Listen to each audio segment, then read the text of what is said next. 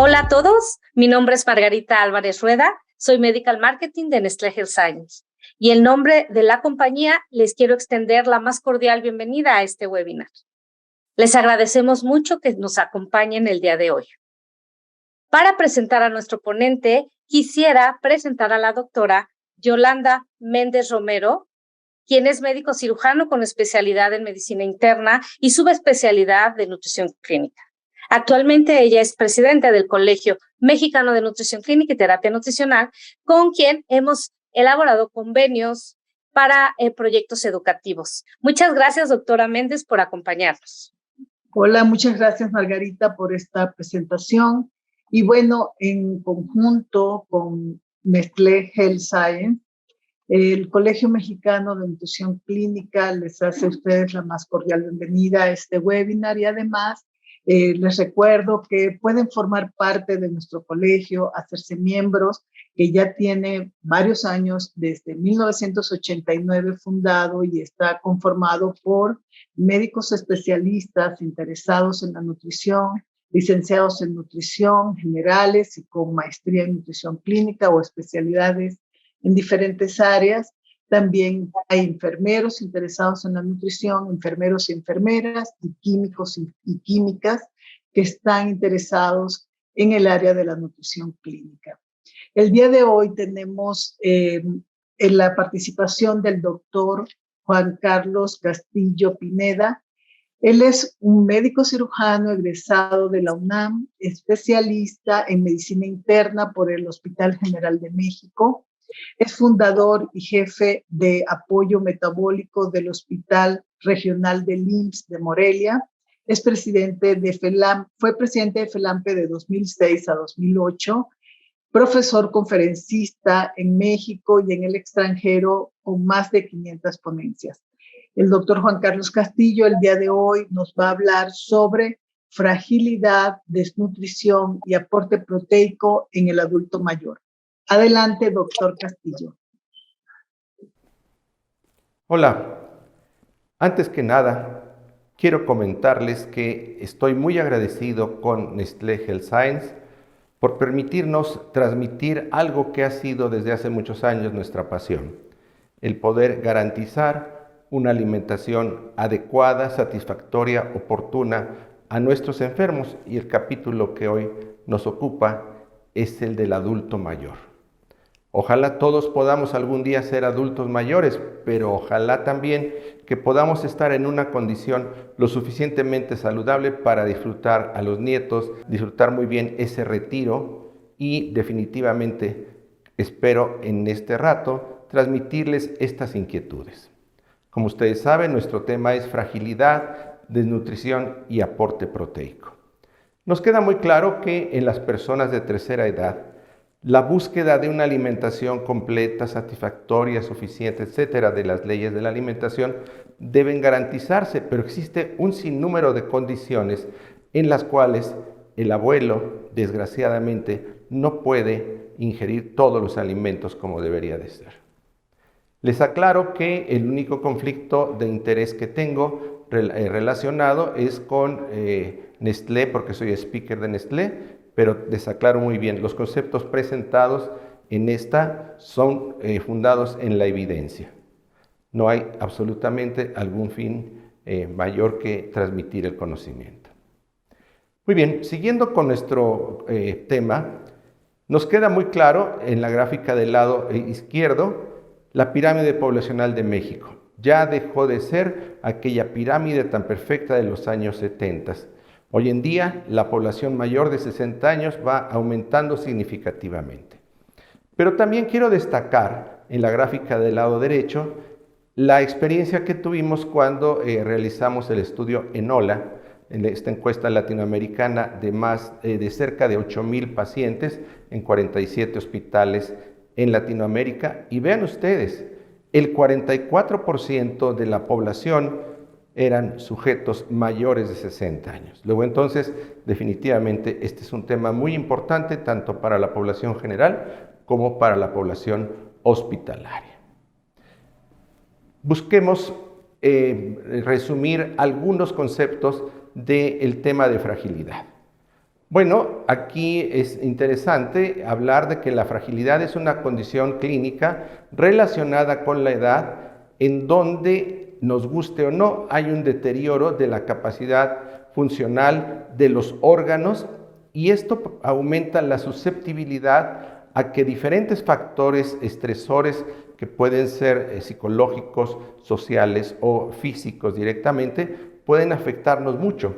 No se digan las enfermedades, el traumatismo o a veces el abandono que tienen nuestros ancianos, pues desgraciadamente va deteriorando la capacidad funcional y con esto hacen que el anciano aumente las posibilidades de que se complique y que incluso hasta fallezca.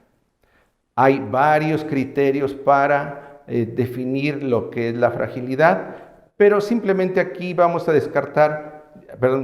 a insistir en uno de los más usados, como es el de Fried, en el cual destaca una pérdida de peso no intencional de más de 4 a 5 kilogramos en un año, la debilidad manifiesta por baja de fuerza y el agotamiento, marcha lenta, baja actividad, y yo generalmente aquí agrego depresión, que no es nada más una depresión exactamente biológica, sino es una depresión por las limitantes que va teniendo el abuelo.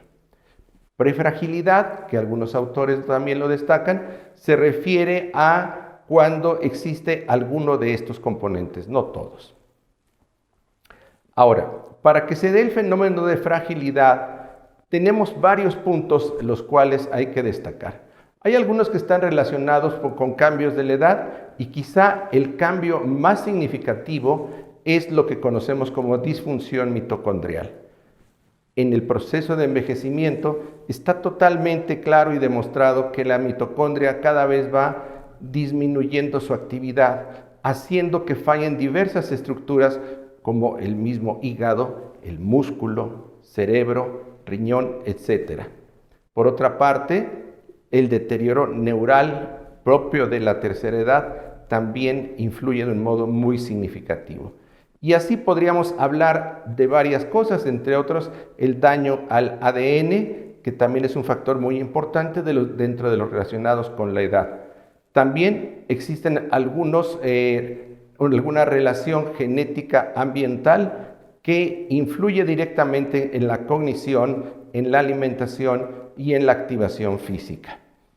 Finalmente, algo que no podemos evitar, el abuelo es una persona que con mucha facilidad puede tener una o varias morbilidades, varias enfermedades, muchas de ellas no están en un buen control y todo esto nos lleva al segundo cuadro, que es la alteración del metabolismo energético, la aparición de estrés oxidativo, creando una inflamación crónica de bajo grado y alteraciones importantes en la respuesta al sistema autónomo.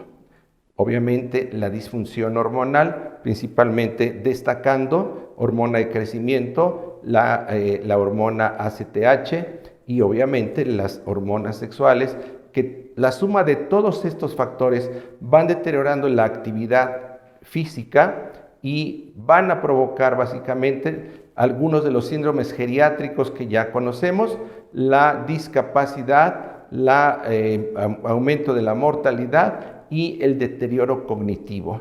Esto de que se empiezan a olvidar las cosas es parte de este proceso de envejecimiento.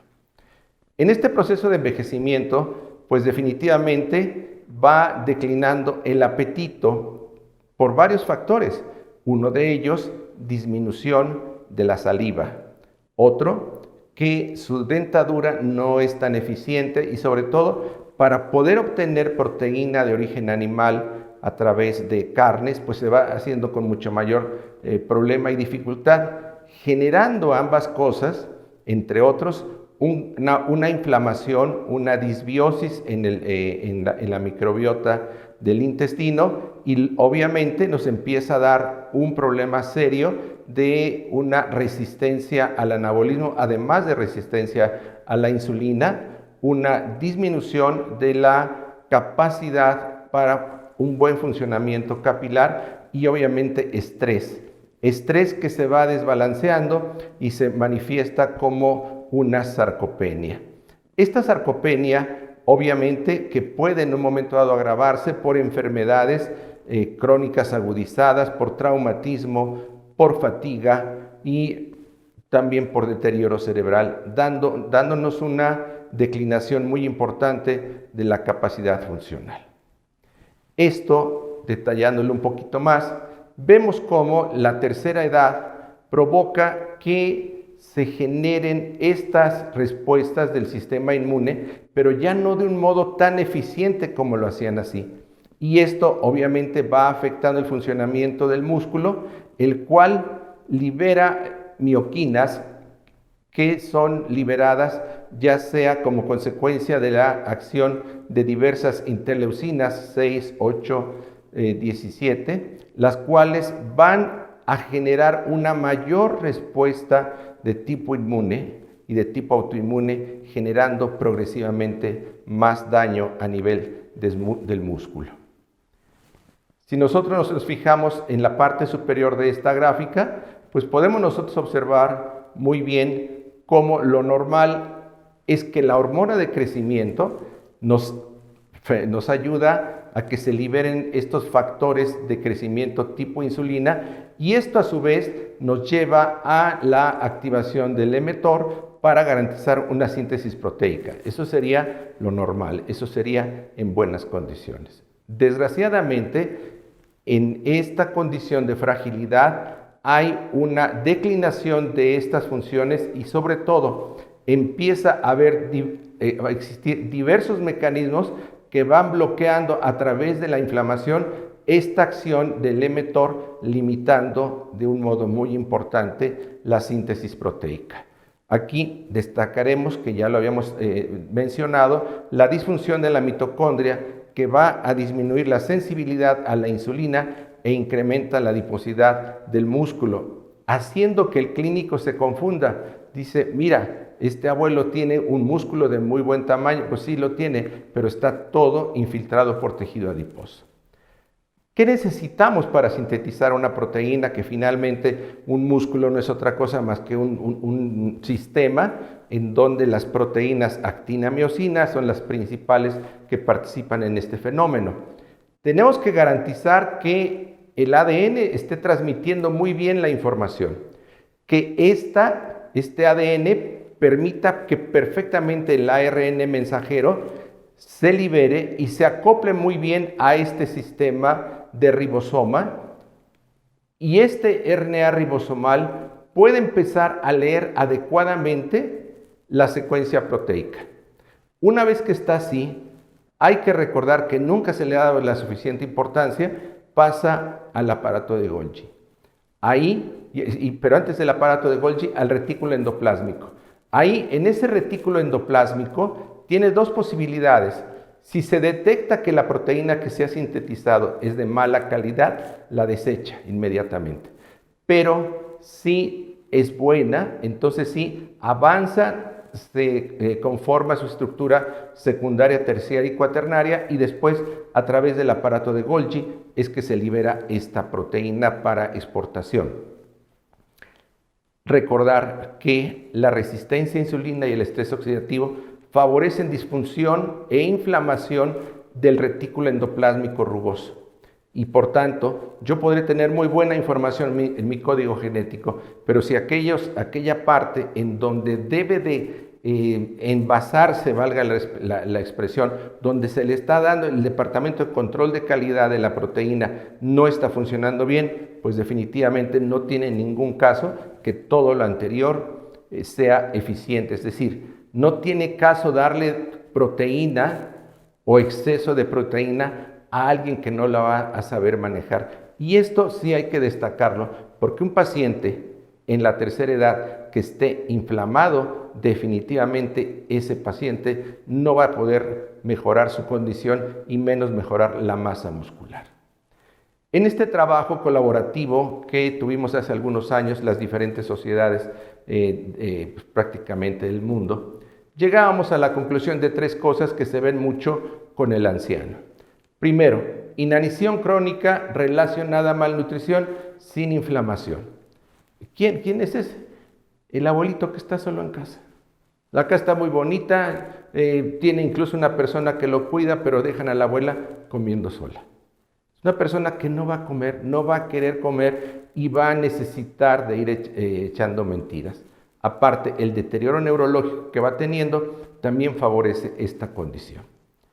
En segundo lugar, tenemos a la enfermedad crónica relacionada con inflamación de bajo grado, de leve a moderada. Y aquí tenemos todas las enfermedades crónicas no transmisibles que al paso del tiempo nos van deteriorando y van manteniendo una inflamación que no se expresa con fiebre, con todas estas manifestaciones graves de la inflamación, pero sí está haciendo que todo el aparato celular disfuncione.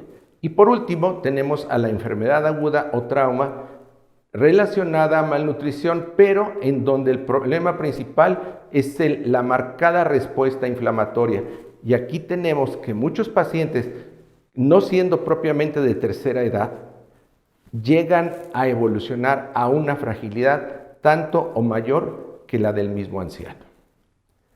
¿Cómo podemos diagnosticarla? La respuesta no es aprendiéndote todas estas tablas, no se preocupen, no vamos a revisar cada una de ellas, sino que aquí nos está destacando de un modo muy importante que no hay mucho consenso ni mucho acuerdo. Por favor, platique con su grupo, platique con las gentes de su hospital y unan opiniones y empiecen a diagnosticar fragilidad. Si sabemos que el 44% de pacientes que están en un hospital general son ancianos, seguramente la fragilidad va a ser una condición que los va a estar acompañando, pero de un modo bastante frecuente. Por ejemplo, en este estudio de 549 residentes en ancianos que se estudió composición corporal y calidad de vida, el 62% de mujeres y el 63% de hombres tenían fragilidad. Y de estos que tenían fragilidad, se encontró una masa muscular deteriorada y un mal estado nutricional y una deficiente calidad de vida, como se observa muy bien en los gráficos del lado derecho. Esto estamos hablando de gentes que están confinados o que están en áreas de asilos y centros que atienden a los ancianos. Como podemos observar en este extraordinario revisión sistemática y metaanálisis, hay varios conceptos que es importante recordar.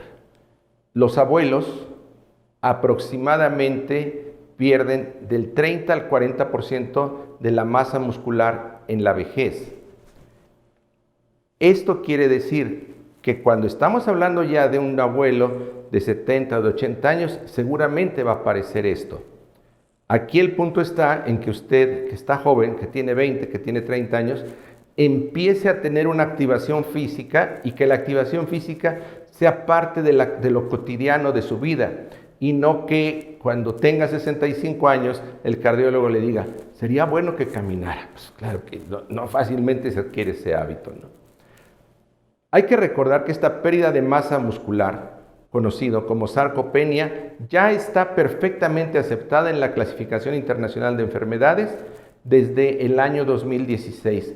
Luego es una enfermedad y tiene la obligación las compañías de seguro de pagar el tratamiento de esto. Pero si usted no documenta y no fundamenta su diagnóstico, no hay quien lo pague. En el año 2019, este grupo internacional define a la sarcopenia como pérdida de masa muscular junto con disminución de la fuerza y de la funcionalidad. Esta pérdida de la masa muscular implica que nosotros médicos o nutriólogos empecemos a buscar mejores formas de diagnóstico de esta masa muscular. Es muy claro que una persona que simplemente al verle la cara vemos atrofia de sus músculos temporales, de los músculos de la masticación, que el esternocleidomastoideo se ve todo, pues definitivamente esa persona clínicamente se tiene una gran sospecha de sarcopenia. Pero si usted se apoya de estudios paraclínicos, seguramente podrá tener suficientes argumentos para esto. Pero ¿qué variables están influyendo en el mantenimiento de la funcionalidad? Veamos algunos que podemos influir y otros no. No podemos quitarnos la edad y por lo menos biológicamente o somos hombres o somos mujeres. Esto no hay cambio. La estatura, nos guste o no, va a ir disminuyendo. La herencia tampoco la podemos evitar. Pero lo que sí podemos evitar en todos los sujetos sanos o todos los pacientes que vayamos conociendo, tener una activación física y sobre todo de ejercicio aeróbico.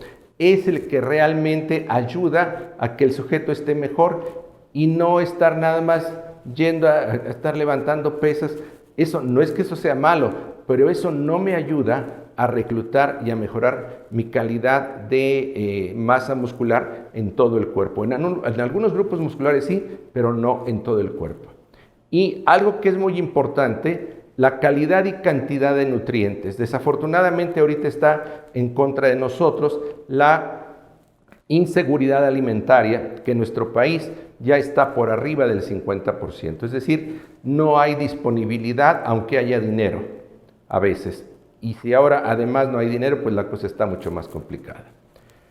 Las enfermedades crónicas y caquexantes son todas estas enfermedades crónicas no transmisibles que están descontroladas. Un diabético descontrolado seguramente va a tener mayor deterioro de la masa muscular. Un gran obeso, por diferentes mecanismos, también lo tendrá. El paciente con falla cardíaca, falla respiratoria, falla renal, se acompañan de estos problemas. Luego entonces, en el abordaje del paciente con fragilidad, tenemos que buscar y analizar una dimensión física, con algunos de esos aspectos que habíamos comentado, la parte psicológica, que es fundamental, y por otro lado también la parte social, porque la parte biológica ya me lo está dando la enfermedad que propiamente tiene. En este estudio de NOLA, fíjense, encontramos algunas cuestiones que eran demasiado simples. Primero, en el hospital, al 60% de pacientes no les gusta la comida. Y de los que no les gusta, el 3.6% tienen más riesgo de fallecer. La segunda pregunta, que es muy sencilla, no puede comer solo. Este paciente que le están dando ahí con la cucharita, con la jeringuita, ese paciente ya queda muy claro, es un paciente frágil.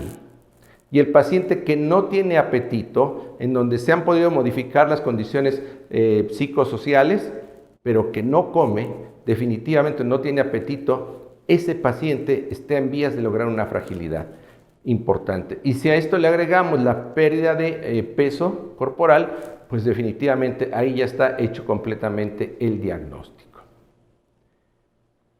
Con lo que acabamos de mencionar, yo creo que ya ha quedado muy claro quiénes son la población susceptible a fragilidad y cuáles pueden ser algunas alternativas para diagnosticarlo. Como segunda parte, vamos a revisar someramente qué es esto de la proteína o las proteínas. Pues simple y sencillamente, proteína significa preeminente en primera calidad, o sea, lo mejor de lo mejor. Y obviamente se asocia a todas las formas de vida. Engels dice muy claro, la vida es la forma viviente de la proteína. Alguien va perdiendo la vida en la medida en que va perdiendo sus proteínas. Luego entonces tenemos que entender, primero que tenemos que regresar a la bioquímica.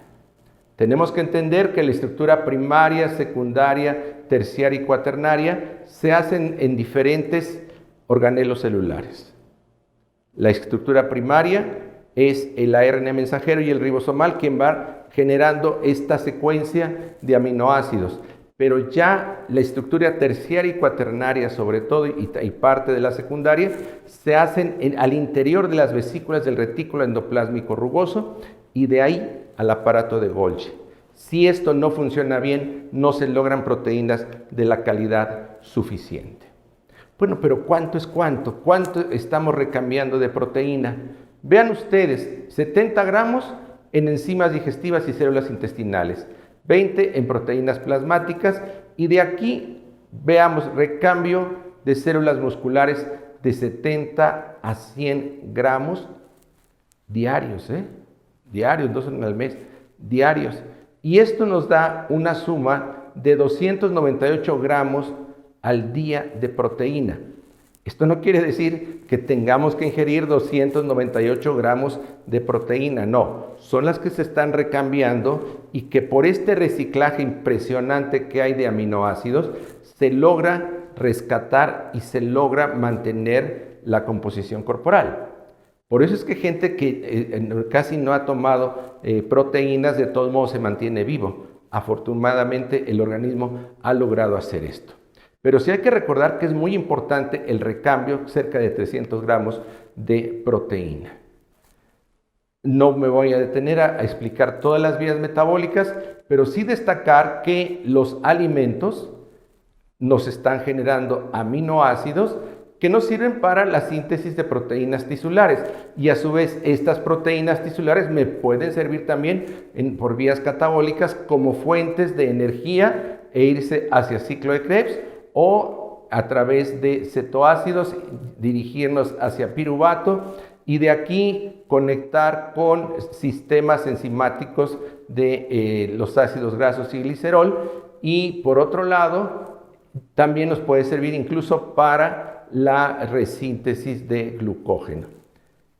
Hay que destacar, y aquí tuve un pequeño error de señalamiento, el ciclo de la urea está a la izquierda y el ciclo de Krebs está a la derecha, que es en donde principalmente vamos a obtener todos estos transportadores de hidrogenión para ir a la fosforilación oxidativa. Ahora, nuevamente también aquí insistimos, muchos aminoácidos se integran al ciclo de Krebs para la formación de energía. Luego entonces, los aminoácidos pueden eventualmente ser fuente de energía, sí, pero es una energía sumamente cara. Y más, debemos de garantizar que no se dé el autocanibalismo descrito hace ya muchos años por el doctor Moore, y lógicamente si nosotros no mantenemos este músculo en las condiciones que debería de estar, definitivamente las cosas van a salir mal y cada día se van a complicar muchísimo más. ¿Cuáles son las fuentes que el ser humano tiene de proteína? Bueno, las proteínas de origen animal, pues tenemos el ganado vacuno, los peces, las aves, los lácteos, y aquí destacar los lácteos, los derivados lácteos como caseína y suero de leche son dos proteínas extraordinarias que en un momento dado nos van a ser de gran utilidad para el mantenimiento de este músculo. Estas se consideran como proteínas, entrecomillado, completas, ya que tienen la suficiente cantidad de aminoácidos esenciales. Las proteínas de origen vegetal, por su lado, como la soya y el trigo, no es que sean malas proteínas, pero no tienen esa capacidad tan importante y sobre todo esa capacidad de absorberse con la eficiencia que debería de ser. Últimamente se ha puesto de moda el colágeno, pero caramba, ¿el colágeno de dónde viene? Del hueso, de la piel del cerdo, de la piel de pescado, y son hidrolizados de estas gelatinas. Nada más que recuerden ustedes que la proteína colágena es una proteína de 3 aminoácidos. Entonces, sí es proteína, pero no es una proteína de alto valor biológico y que no nos va a permitir en un momento dado garantizar una reposición y un reciclaje del músculo. Y últimamente también tenemos algunos derivados proteicos que son muy interesantes, en los cuales combinan caseína con suero de leche y ambos potencian el efecto, y esas son definitivamente buenas alternativas. Como ustedes pueden ver en este cuadro, en estos 4 grupos, pues definitivamente la que sale más beneficiada en mejora de todas estas vías metabólicas es la proteína de origen animal. En segundo lugar, más o menos comparte muchas de sus características, pero otra vez esa biodisponibilidad que se tiene de la proteína animal no se logra con la proteína de origen vegetal. Y otro de los grandes problemas que tiene la ingesta solamente de alimentos de origen vegetal.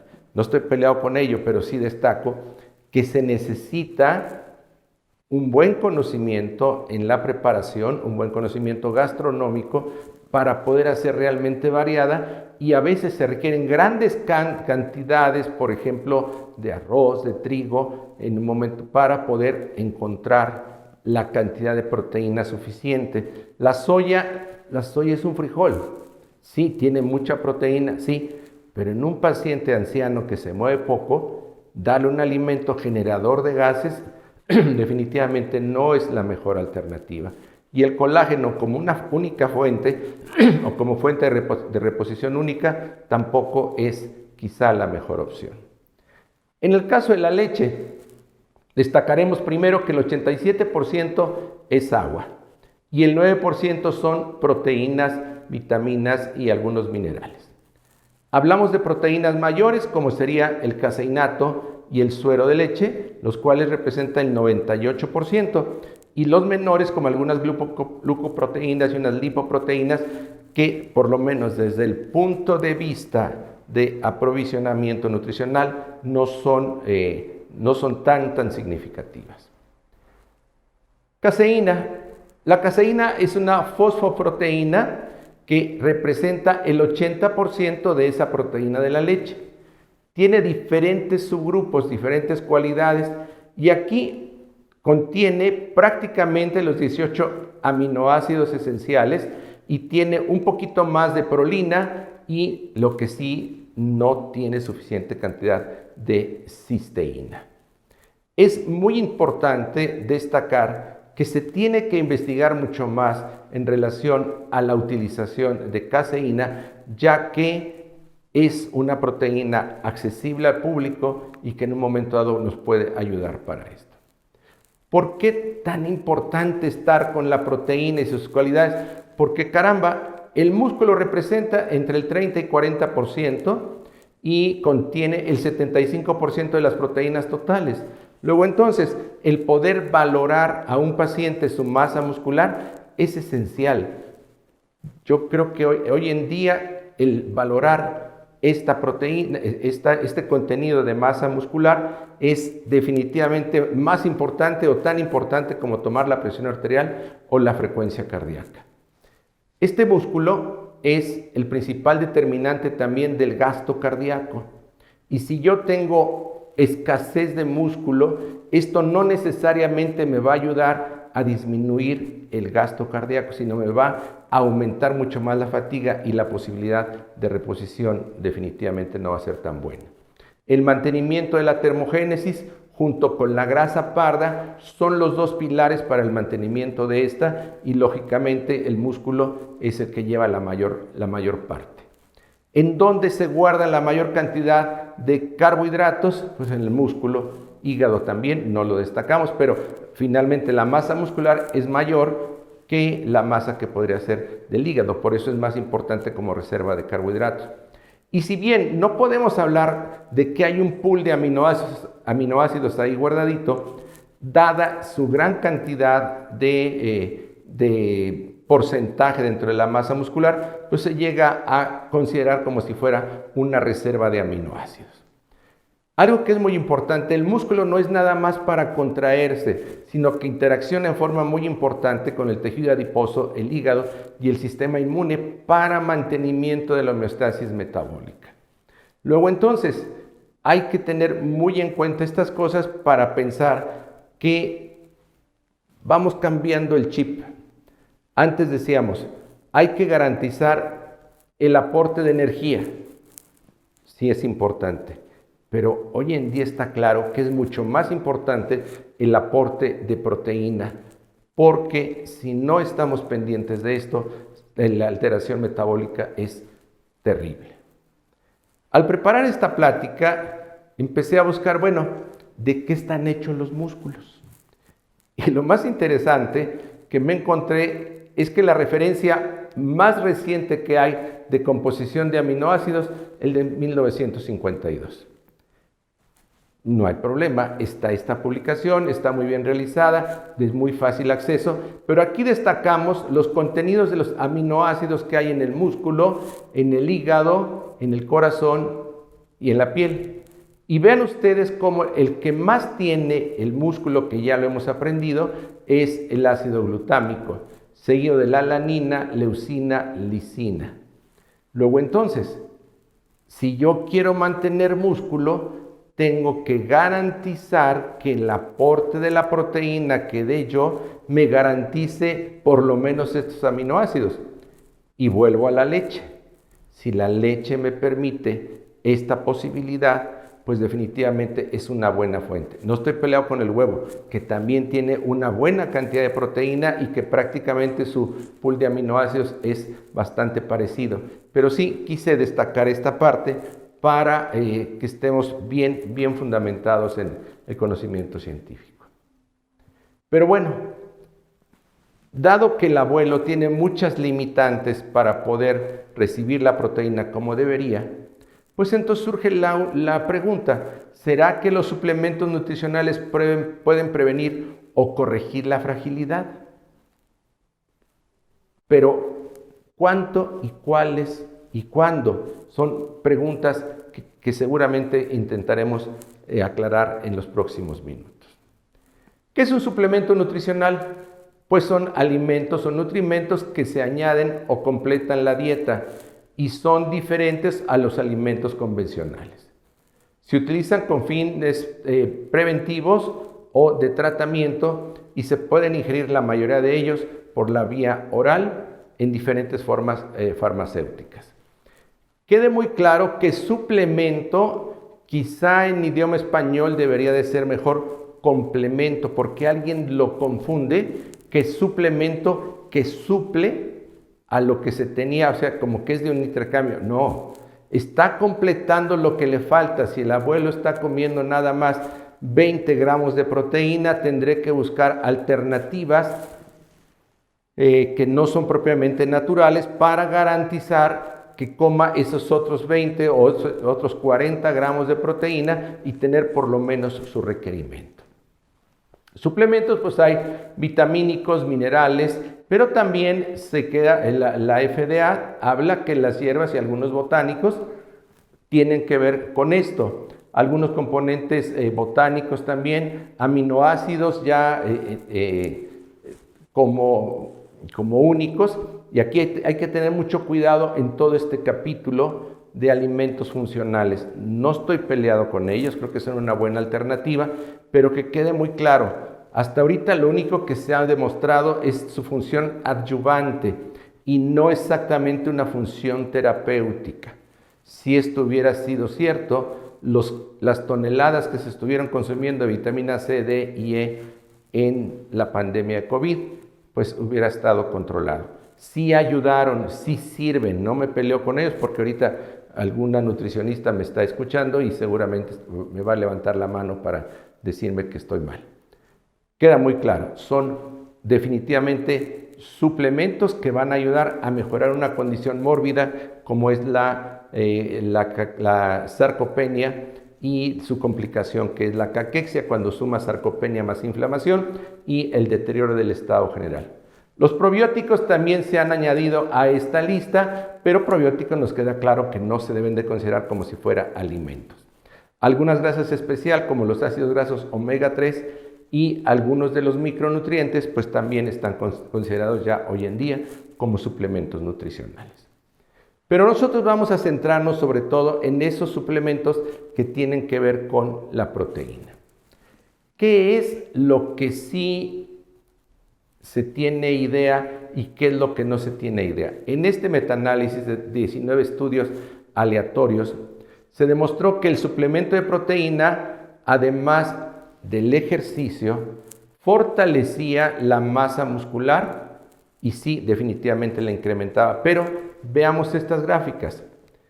Vean ustedes a los 3 meses, a los 6 y a los 18 meses, cómo sí aumentó la masa muscular. El problema es que la fuerza muscular y la resistencia no se modificó de un modo tan importante y la movilidad tampoco logró modificarse significativamente.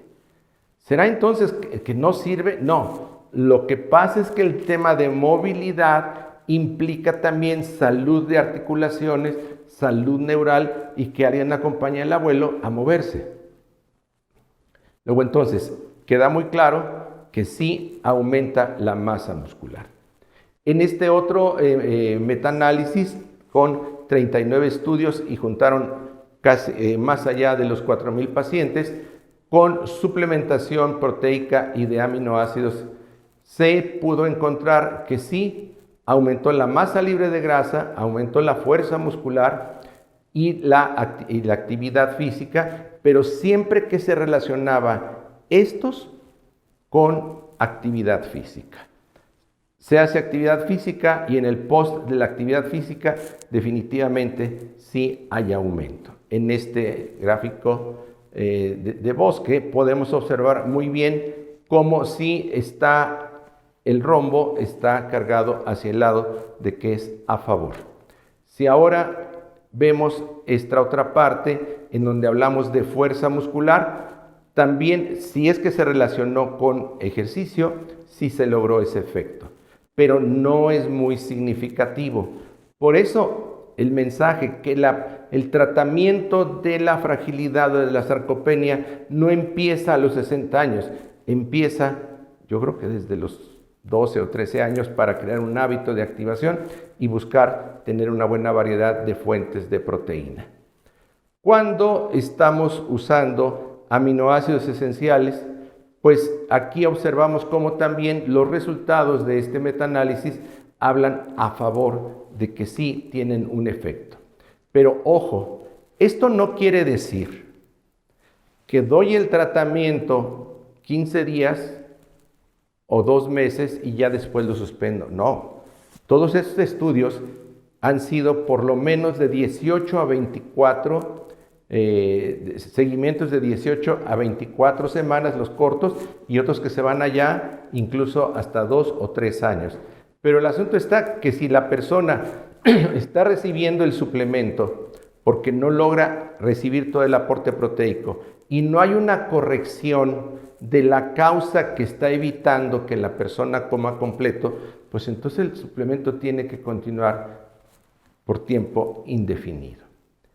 Este trabajo también es muy interesante, donde evalúan la intervención nutricional en pacientes con sarcopenia y se analizaron 15 revisiones sistemáticas y algo que es muy importante, compararon aporte proteico como aminoácidos esenciales, leucina, beta-hidroximetilbutirato, creatina y una multisuplementación. ¿Qué es lo que se pudo encontrar? Entre otras cosas, que si se daba solamente el complemento proteico solo, no se lograba una mejoría significativa. Y como aquí está muy claro, el nivel de evidencia no es tan fuerte. ¿Por qué aquí nos vamos a topar que los niveles de evidencia no son tan fuertes? No porque han sido mal hechos, sino porque son muchas variables las que están influyendo como para esperar que con solo modificar una de ellas, que es el aporte proteico, definitivamente pudiera ser el parteaguas. Si no se da, se deteriora más, eso sí, pero si se da, como se anota aquí más adelante, ayuda a mejorar la masa muscular, pero no garantiza que pueda aumentar la fuerza o la movilidad. Ahora, si está usted sumando suplemento proteico más ejercicio físico, entonces sí, claramente mejora fuerza muscular y va a aumentar también la masa muscular. ¿Cuánto es cuánto? Movamos esos criterios viejos tradicionales que se decía que era de 0.8 gramos por kilogramo de peso de proteína. Esto ya, todos los autores han dicho, esto ya quedó atrás. En un adulto que no tiene problemas renales ni alguna otra mayor demanda, el aporte tiene que ser de 1.2 a 1.4. Y en aquellos que tengan una condición inflamatoria, esto tiene que incrementarse. En este metaanálisis publicado en el 2020, estudiaron, como ya habíamos mencionado, los diferentes grupos de proteínas. La proteína sola, la suplementación de aminoácidos esenciales, la suplementación de leucina y del HMB. ¿Cuáles fueron los resultados de este metaanálisis? Todos pueden incrementar masa muscular. pero le pasó lo mismo a todos, que si no se complementa con activación física, los resultados llegan a ser limitados. En el segundo segmento de esta revisión ya se suma a esto y no se encontraron diferencias realmente significativas. Por tanto, podemos decir que se requiere definitivamente de garantizar un aporte proteico y las posibilidades de que esa proteína sea una proteína preferentemente de origen animal, haría que la necesidad de utilizar aminoácidos individuales como fuente proteica, que eso es luego uno de los errores que hay. Leucina, HMB, son aminoácidos, no son proteínas. Por tanto, si usted aporta la suficiente proteína más estos aminoácidos, pudiera ser una alternativa interesante. Por tanto, queda muy claro que la suplementación sola de proteína pudiera incrementar la masa muscular, pero si se combina con un ejercicio y un entrenamiento predominantemente aeróbico, por lo menos durante 24 semanas, esto sí nos va a dar resultado de incremento de la masa muscular. Luego entonces hace falta que incorporemos a nuestros equipos de salud a verdaderos kinesiólogos, verdaderos especialistas en entrenar no a atletas, sino entrenar a aquella gente que ha sido toda la vida sedentario y ahora necesita recuperar esta otra alternativa. Con los otros grupos realmente no podemos definitivamente afirmar que sean mucho mejores siempre que la proteína, vuelvo a insistir, sea una proteína de origen animal y que se dé en las cantidades suficientes. Porque definitivamente la pobre ingesta de proteína puede deberse a varias situaciones. Lo menos es una predisposición genética. Yo diría el gran problema a veces que hay es la predisposición económica y vemos acá los problemas socioeconómicos que son fundamentales. La proteína no es una fuente barata, definitivamente. La posibilidad de realizar actividad física, usted le va a decir a una persona con gonartrosis o que tiene simplemente una uña enterrada, vaya y camine 1 hora todos los días, no puede. Y si además las condiciones de inseguridad en el área donde está viviendo esa persona no permiten salir a la calle, todo eso va a limitar. Entonces, tenemos que garantizar las dos cosas. Esto es exactamente igual que una canoa. No le sirve de gran cosa tener un solo remo. Si tiene un solo remo se va a cansar mucho más y su eficiencia no va a ser tan buena como cuando se tienen los dos remos, que son proteína y actividad física. Obviamente la condición médica. Doctores, vayamos a estabilizar a nuestros pacientes, los diabéticos que estén en control, los hipertensos también. No dejar que fracase la función renal, la función cardíaca, la función pulmonar, porque estamos aunando a una condición de sarcopenia primaria que pudiera en un momento dado frenarse con estos procedimientos, pues la inflamación tan importante que tienen este tipo de entidades definitivamente hace que todo el esfuerzo por prevenir la sarcopenia, pues definitivamente fracase. No podemos evitar que el tiempo vaya pasando y la hormona de crecimiento que teníamos a los 12 años definitivamente no se parece a la hormona que está a los 40 y menos a los 70 años. Entonces, ser muy claro, muy preciso en eso. La verdadera prevención, insisto, va desde la infancia y definitivamente tendremos que ir insistiendo en esta parte.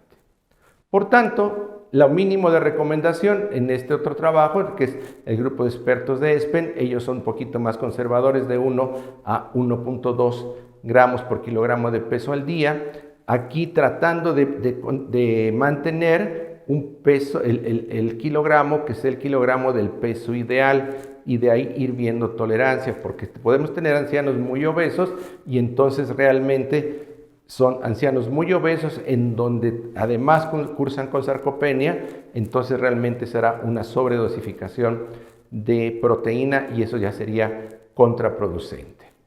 Si hay una enfermedad crónica, pues hay que aumentar esto definitivamente de 1.2 a 1.5.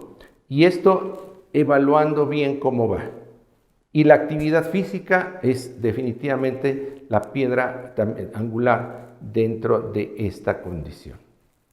Si yo tengo altas necesidades de proteína, pues lógicamente, ¿por qué las voy a tener? Porque tengo una resistencia anabólica, porque tengo una disponibilidad postprandial de aminoácidos baja por la mala perfusión a los intestinos, tengo una disminución en la perfusión en los músculos, hay sarcopenia y además hay enfermedad crónica con bajo grado relacionada a el catabolismo proteico. Por tanto, seamos realistas, el abuelo definitivamente necesita más de 1.2 gramos por kilogramo de peso al día y eso tendremos que garantizarlo. No me peleo ni con las proteínas vegetales ni con el colágeno, pero si lo que quiero es rescatar, mejor opto por una proteína de origen animal, que puede ser, si es que el paciente puede tolerar la proteína natural, estaría muy bien. Pero si no, tenemos buenas alternativas, diferentes preparados que tiene la industria, que nos ayudan sobre todo en aquellos abuelos que pueden tener incluso disfagia o pueden tener problemas con la masticación y en donde el poder ingerir carne pues va a ser algo que es casi un imposible, ¿no? Casi estamos terminando y mencionaríamos que no se ha precisado aún, a pesar de lo que hemos comentado, muy bien cómo debe ser distribuido el aporte de proteína en todo el día. Hay dos corrientes, unos dicen que sean 4 o 5 cargas al día y otros dicen opte porque al mediodía sea donde más se cargue de proteína. Yo creo que ambas situaciones, pero aquí sí necesito que los nutriólogos nos ayuden en ese conocimiento y esa sensibilidad que tienen para evaluar y saber exactamente cuánta proteína se está consumiendo, en qué momento el paciente come mejor. Y aquí es donde entran los trucos gastronómicos, por eso tenemos que incorporar al gastrónomo a este conocimiento, porque a veces pasa que el paciente ya lo tiene enfadado, la monótona vaso con agua y agregarle el polvo comercial, y eso enfada. Todo esto se puede hacer modificaciones gastronómicas y se puede garantizar que el paciente pueda comer mucho mejor. El suero de la leche, en comparación con caseína, está en cuanto a que sí, se degrada más rápidamente y el suero puede entrar un poco más rápido que la caseína. Pero la caseína tiene la gran cualidad que como tiene ese movimiento lento, garantiza a la larga una mejor síntesis proteica. Pero si ahora existe la posibilidad de garantizar caseína y suero, pues eso podría ser una mejor alternativa. Los aminoácidos ramificados sí favorecen síntesis proteica, pero ojo, debemos de tener muy claro, no son medicamentos. No son para todas las cosas. Aquí sí destaco del colágeno. Colágeno en champú para el pelo no come, el pelo ya es una proteína terminada, no hay cómo enriquecer al pelo. Mejor denle la proteína por la boca y de preferencia una proteína que sea lo más completa posible y de ese modo las cosas irán mejor. Usted se preguntará, bueno, es que todos los abuelos tienen una disminución de la función renal. Estoy totalmente de acuerdo con usted. La cosa es que este abuelo, ¿cómo es que está o qué tan grave está disminuida esa función renal? Entonces aquí lo importante es que los diabéticos estuvieran con muy buen control metabólico para prevenir la falla renal. Si esto se previene, usted garantiza que su abuelo tendrá una mejor masa muscular que alguien que se dejó avanzar y que a los 50 años ya está con insuficiencia renal y además sarcopenia o caquexia, pues definitivamente las posibilidades de rescate de este paciente es muy pobre. Terminaríamos nada más con estos planteamientos. El proceso de envejecimiento es normal, es inevitable. La cirugía estética, pues es nada más ponerse una máscara que dura poquito. Los años aquí vienen, ojalá los podamos cumplir, ojalá y podamos llegar a viejos y que seamos lo más saludables posibles. La sarcopenia primaria, la que va acompañando en la edad, pudiera ser evitable su debacle siempre que se garantice una buena alimentación. Y buena alimentación, insisto, fuentes proteicas suficientes, cuidando el exceso de calorías, sobre todo de origen de carbohidrato, y sobre todo garantizar la activación física desde la niñez. El cálculo de requerimientos nutricionales deberá de hacerse al revés. Casi siempre empezamos con alguna de las viejas ecuaciones predictivas que me dicen las kilocalorías totales. Permítame, hay que cambiar ese paradigma. Empiece usted calculando su proteína, la suficiente proteína, y de ahí complementar con la cantidad que pueda aportar de energía para que esa proteína no se utilice como fuente energética, porque si no sale exactamente igual. Ahora, sí es claro que si usted garantiza un buen aporte de proteína y complementa también con algunos aminoácidos, pudiera tener un efecto adyuvante, pero no es necesariamente indispensable ambas situaciones. Pues con esto agradezco mucho nuevamente a Nestlé Health Science por permitirnos compartir estos conocimientos y bueno, estamos abiertos a escuchar sus comentarios, propuestas y si en algo puedo yo contestar alguna de las preguntas que no hayan quedado muy claras en esta presentación, pues les agradezco mucho. Muchísimas gracias, doctor Castillo, por su excelente presentación, que seguramente será de mucha utilidad para apoyarnos en el tratamiento nutricional de los pacientes. En Nestlé Health Science contamos con un portafolio de suplementos para apoyar el tratamiento nutricional en diferentes etapas de la vida. Hoy particularmente les quisiera platicar del Boost Alto en Proteína Polvo. Este producto tiene un perfil de nutrimentos muy interesante. Vamos a empezar a hablar de la proteína. Por cada porción de 55 gramos de polvo, nos va a proporcionar 20 gramos de proteína. Pero lo más interesante es que son dos tipos de proteína. Es caseinato de calcio y concentrado de suero de leche. Una de absorción lenta y otra de absorción rápida. Y entre las dos nos van a dar un perfil de aminoácidos insuperables. Otra característica muy importante que me gustaría resaltar es que no contiene azúcares añadidos. Contiene fibra y básicamente contiene todos los micronutrientes necesarios. O sea, es una fórmula completa. Tiene proteínas, hidratos de carbono, lípidos y micronutrientes. Nestlé es una compañía de alimentos que ahorita está incursionando en todo el mercado de suplementos y pues tiene mucha experiencia desarrollando sabores, olores y características organolépticas muy buenas. Pues este producto no es la excepción. El Boost Alto en Proteína Polvo no tiene sabor, no tiene olor y se mezcla muy fácilmente, lo que nos da resultado un producto muy versátil que lo puedes preparar sí como un licuado, pero lo más importante es que lo puedes adicionar a alimentos como sopas, guisados, el café, adicionarlo a cualquier preparación en donde puedas complementar la dieta del paciente. Pues no me queda más que recomendar e invitarlo a que lo prueben, que ustedes mismos comprueben estas características que les estoy comentando. Lo pueden encontrar en muchas farmacias y en supermercados. Pues nuevamente les agradezco mucho su asistencia, su presencia, su participación a este evento. Espero que no sea el último al que nos acompañen. Y les recuerdo que a las primeras 50 personas que se conectaron, se les va a obsequiar el libro de Semiología de la Nutrición Clínica.